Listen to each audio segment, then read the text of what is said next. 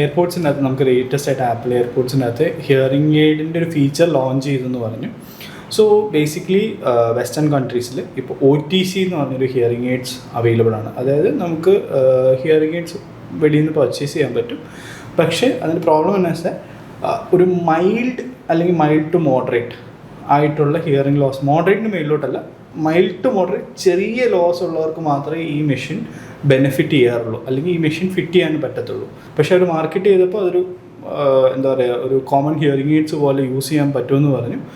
Where people couldn't find it helpful. കാര്യം ഇപ്പോൾ recently ഒരു കുറേ സ്റ്റഡീസ് വന്നിട്ടുണ്ട്. ഇപ്പം ഞാൻ ശബരിയായിട്ട് ഷെയർ ചെയ്യാം സ്റ്റഡീസ്. പക്ഷേ ആ സ്റ്റഡീസിനകത്ത് പറയുന്നത് എന്താണെന്ന് വെച്ചാൽ എയർപോർട്സ് ഹിയറിംഗ് എയ്ഡ്സ് പോലെ ഫങ്ഷൻ ചെയ്യുന്നില്ല, അല്ലെങ്കിൽ ആൾക്കാരിൽ നിന്നുള്ള ബെനിഫിറ്റ്സ് നമ്മൾ അസസ് ചെയ്തപ്പം അത്രയും യൂസ് അവർക്ക് കിട്ടിയതായിട്ട് പറയുന്നില്ല.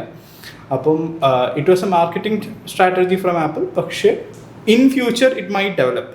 കാര്യം എന്തുകൊണ്ട് അങ്ങനെ ചെയ്യണമെന്ന് ചോദിച്ചു കഴിഞ്ഞാൽ, ഒരു ഹിയറിംഗ് എയ്ഡ് എടുക്കാൻ വരുന്ന ഒരാൾ ഞങ്ങളോട് ചോദിക്കുകയാണെങ്കിൽ 100 പേരിൽ ഒരു 10 അല്ലെങ്കിൽ 20 പേരെ ഹിയറിംഗ് എയ്ഡ് യൂസ് ചെയ്യുന്നുള്ളൂ. ബാക്കി എല്ലാവരും ആ ഹിയറിംഗ് ലോസ് വെച്ചിട്ടാണ് ജീവിക്കുന്നത്.